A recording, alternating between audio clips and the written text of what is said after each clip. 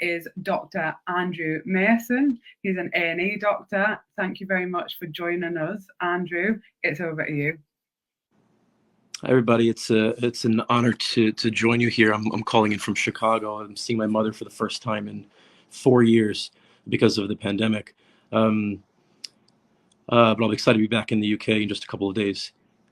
I am, first of all, thank you for having me here with People's Assembly. It's an incredible group of people. Been a fan of James for some time.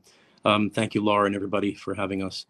I am a proud NHS A&E doctor. I love the NHS. Coming from the States where healthcare is delivered in a terrible, terrible way, I have fallen in love with the NHS, and not because it's some socialist fantasy or anything like that. I've fallen in love with the NHS because 10 years ago, the NHS was the best healthcare system on the planet. It was ranked #1 by the Commonwealth Fund. We beat everybody else. And if you look at what the Tories have done over the last 13 years in power, they inherited the absolute best healthcare system on the planet. And now we're among the worst in Europe. We have the worst NHS waiting list, 7.2 million people long. It's taking weeks for people to see their GPs. And horrific news that we are now seeing 500 deaths every single week because of delays accessing emergency care. That's people spending 12 hours waiting to be seen in A&E, or people who are calling from home, who've fallen, who can't get an ambulance, or having a major health event that can't get an ambulance to come to hospital, and they are dying on our front doors. For too many people, for too many A&E staff across the country, a good shift nowadays is one where nobody dies in your A&E waiting room or shows up dead on arrival on the back of an ambulance. It is really horrific right now in the NHS, and for that reason, I'm not excited to strike. Nobody wants to strike, but we have an obligation to protect our patients, to protect our profession, to protect the NHS.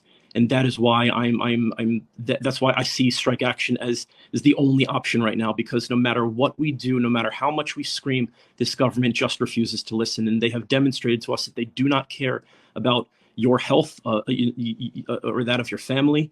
And all they want to do is just run down the system, sacrifice the lives of so many people in this country, all for the ultimate goal of privatizing the NHS and making more money off of it. And I just think that's disgusting. I think that's barbaric, and I think that's wrong. And so that's why I am thrilled to be joining you guys today, and why it's so important that junior doctors are going on strike, why nurses are going on strike, why everybody's joining together for this massive day of strike action on the 15th.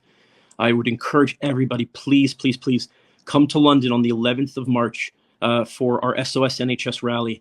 It will likely be the largest NHS rally in our nation's history, and we need to demonstrate to the government that enough is enough, that we will not take the destruction of our health system anymore. That we need to end this madness, that far too many people are dying because of government policies, and we need to change things around. And so I'm very much looking forward to seeing you guys on the 11th and also on the 15th. And thank you for having me. Thank you for having us, and solidarity with all striking workers. We have the wealthiest prime minister in British history, somebody with twice the wealth of King Charles himself, denying a living wage to public sector workers after we got this country through the pandemic. I think that's wrong, and I think that needs to change. And so that's why I'm excited to be here. That's why I'm excited to see you guys on the 11th and the 15th. Thank you. Thank you very much, Andrew. Firstly, for joining us. Secondly, for taking the action that you are, for standing up for us all. I often wonder, I know this is like a kind of, I think it's quite a big point, actually. You are on shift all the time, and then you are also organising to try and save the service that you provide for. That must be, it must take its toll. It must be a lot. Oh, God, yeah. I want to go on holiday, and I want to forget about this. I want to go read a book, watch a movie.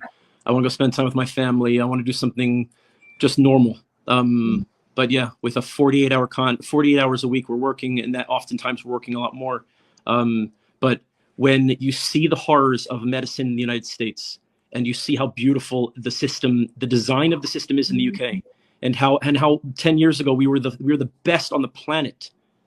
It's worth fighting for. And so if we lose a little bit of sleep nowadays to be able to get through this, then it's absolutely worth it. And hope to see everybody on the 11th and the 15th. Please, this is the time to fight. Thank you so much, Andrew, and we'll let you get on with your evening. Don't ever let it be said, I know people watching this won't believe this, but you will have to be countering this all the time, I imagine. I definitely see it online and just like in some of the conversations, although I feel like they're less now because maybe all of this strike action is building a consciousness about why people withdraw their labour. But Andrew just talked there about, extremely stressful circumstances at work and standing up for it when he's outside of work and organising. And there are truly tens of thousands of people like that across the country. These are not selfish striking workers. These are incredible people who are standing up for us all.